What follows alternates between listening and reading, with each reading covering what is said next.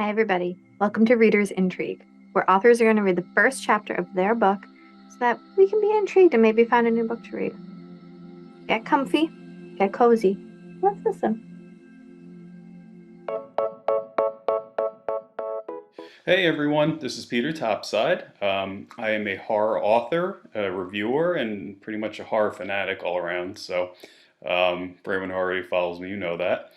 Um, I am the author of the Preternatural Trilogy. I had just re-released the first book, and it's now professionally done, so it matches up to the second and third parts of the trilogy. Reading the first chapter of the re-released first book in the Preternatural Trilogy. So for anyone who's not familiar with this book, it focuses on a town called Meadowsville. It's a fictional town, and it's the home of the most popular urban myth, whose name is Mr. Smith. It's a vicious vampire-like creature. It rules over this town with a really, amazing economy. And it's doing these terrible things to its citizens and basically upholding this long-standing set of traditions it has by any means necessary. So the trilogy follows several residents as they form an unlikely alliance to combat the common threat of this monster, and embark on an undertaking that will change each of them individually and their town forever, and even beyond. So it gets pretty intense. So again, I'm going to go through the first chapter. I hope you guys like it, and here we go. Okay. So the first chapter is titled Meadowsville. Inside a pristine Meadowsville council chambers, the visibly riled crowd overrode Mayor Valerie Wilkins. The pure white walls and freshly polished pews brightened the room, but were stifled by an overly darkened maroon rug and the ugly mood of the townspeople. Order, order, Mayor Wilkins attempted to bark over the crowd, but to no avail.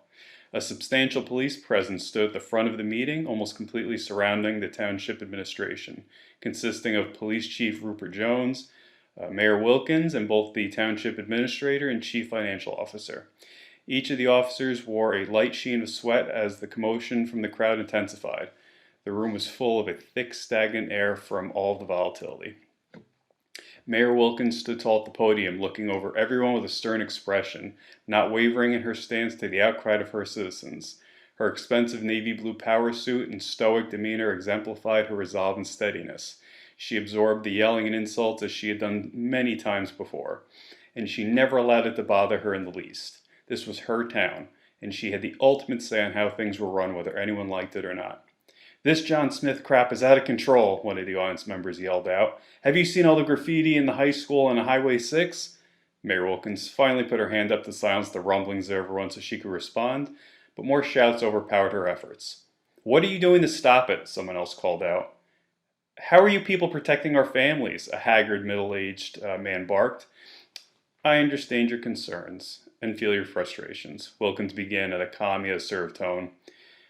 "How could you? You don't even live in this town," someone else interjected. "Hey, shut up and let her talk," one of the mayor's supporters demanded. "Please, give me a chance to speak. I understand where you're all coming from, and I see the areas we can improve," she said. The crowd overwhelmed her again, and she stammered a few times before raising her voice to take charge of the group. "Please, we're not solving anything by talking over each other. If you can't control yourselves, you'll be escorted out. Now quiet down so we can start this meeting." Some of the attendees began to quiet down, and Mayor Wilkins finally saw her opportunity to jump into business to get this meeting over as quickly as she could. Not that she actually cared about their concerns anyway. Everything was going according to plan. The crowd couldn't stop anything. Their efforts were no more meaningful than a bunch of gnats buzzing around her at this point, and she quietly tried to hide an arrogant smirk behind her stone-cold face. "You all have the copies of this year's proposed budget. As you can see, the increased tourism has generated a 30% growth in our already stellar profits over the last year. I've approved a higher budget for both Public Works and the Police Department to ensure you all feel a satisfactory level of safety and efficiency in this community," she assured them. "The cops don't do anything as is. The gangs, missing people, all of it's out of hand. You've heard all this before, and nothing ever changes. And you want to pay them more?" an older woman hollered. "I've lived here for 40 years and never had a problem," another man announced. Police Chief Jones remained still and silent in full uniform, not attempting to interject. He was well aware of the situation and limitations that his department worked under each and every day. But these meetings have been progressively worsening over the past few months. Having been on the force for over 30 years, witnessing the absurdities in Meadowsville had prematurely aged him in many ways. But this recent movement demanding change was growing stronger by the day. Mayor Wilkins was on borrowed time, and he just hoped to outlast her, preserving his position.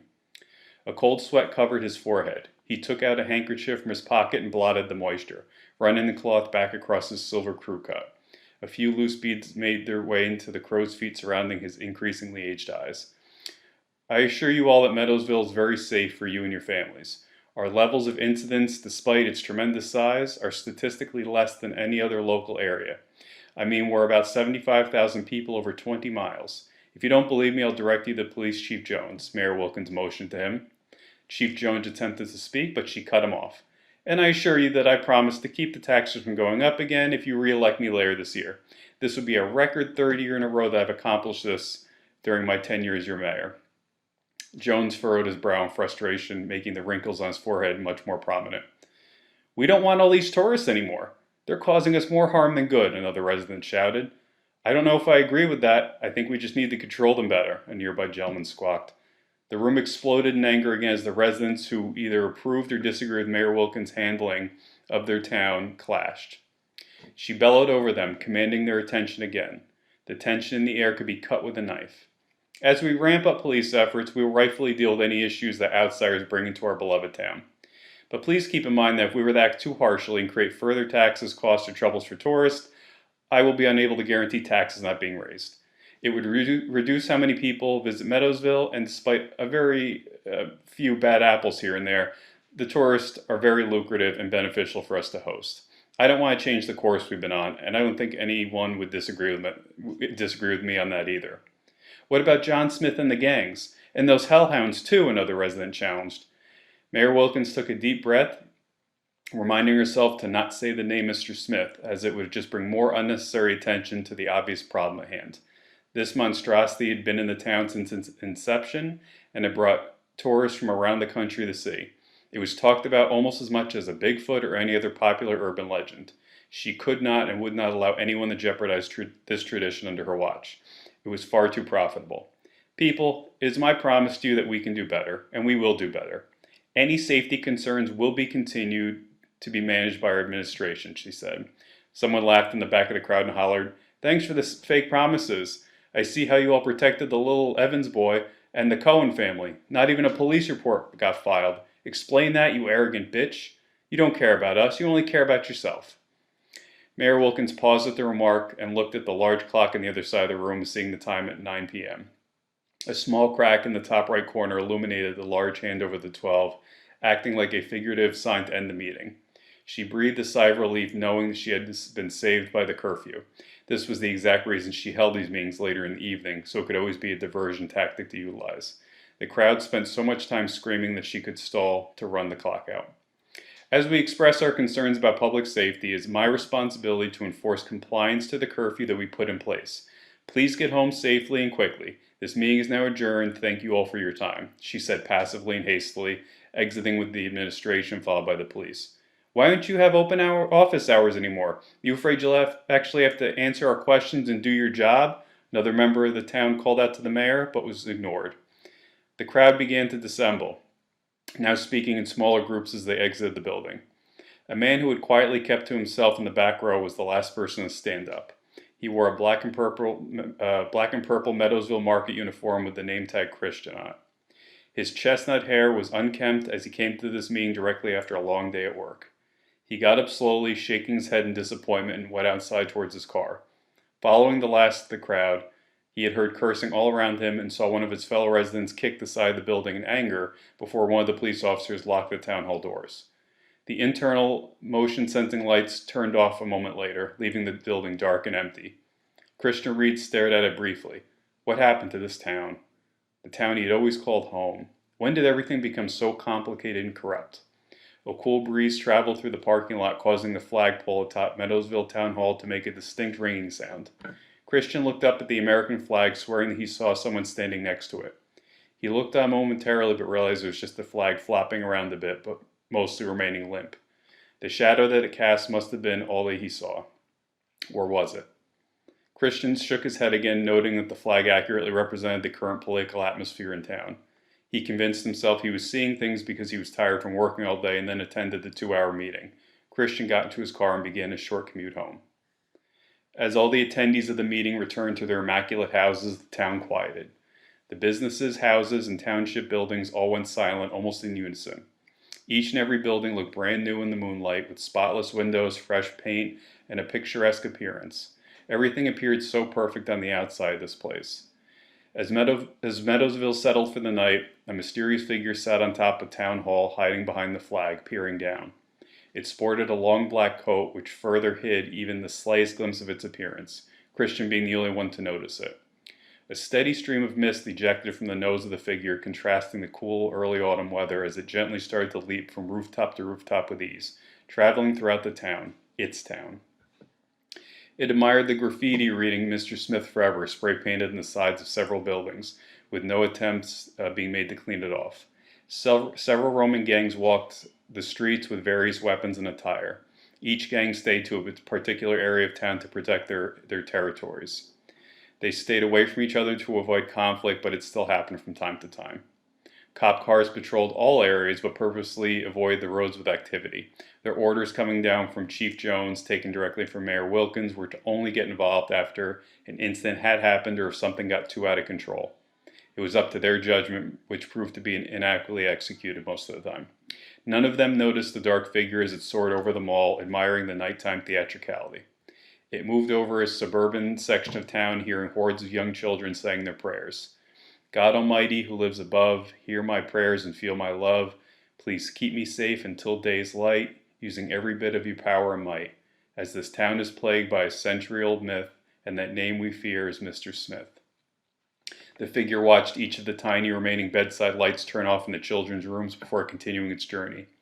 It stopped on one house, showing particular attention to it as it watched over one of the residents, David Adams. After several minutes of pleasing silence, it continued on its way. It landed on the ground at the base of Chrysanthemum Drive, which was a dirt road leading up to a very tall hill into a large, eerie patch of unoccupied woods. Due to the totally flat terrain of Meadowsville, this elevation could be seen anywhere from any point in town. Several aged and broken down police barricades were pushed to the sides of the road. A black van with several teenagers screaming inside sped past, not seeing the figure. The license plate was blocked out and the side of the vehicle had "Tour of Terrors" written poorly across it.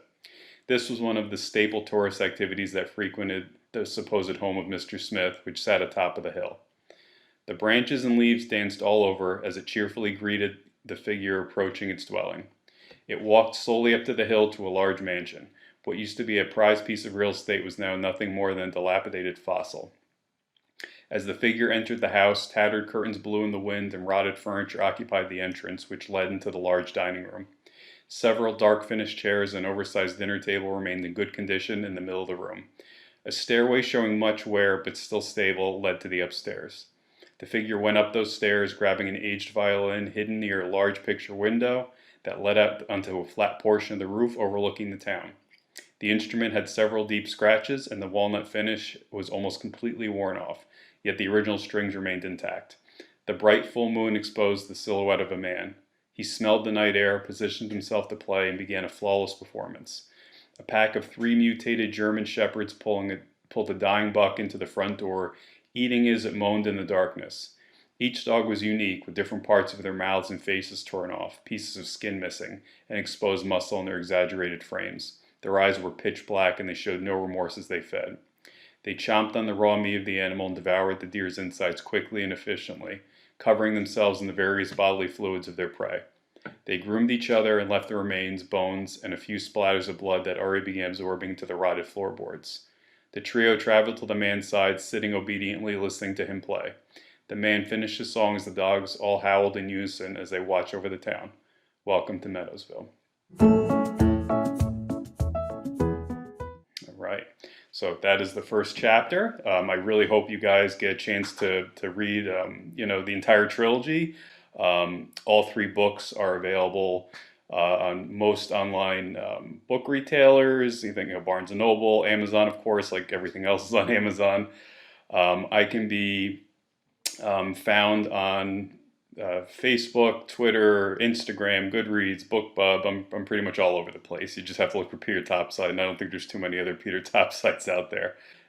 Shoot me a message on any of the platforms, especially Goodreads, which I'm on constantly. Leave me a review or just check in, ask me any questions you may have. I also want to thank Randy, who's an awesome person for so many reasons, for having me on today. So thank you to her. And yeah, I guess that's about it. So thank you guys for sharing some time with me today.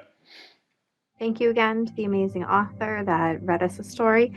And be sure to check out all the other amazing shows on RB Media. Till next time. Bye.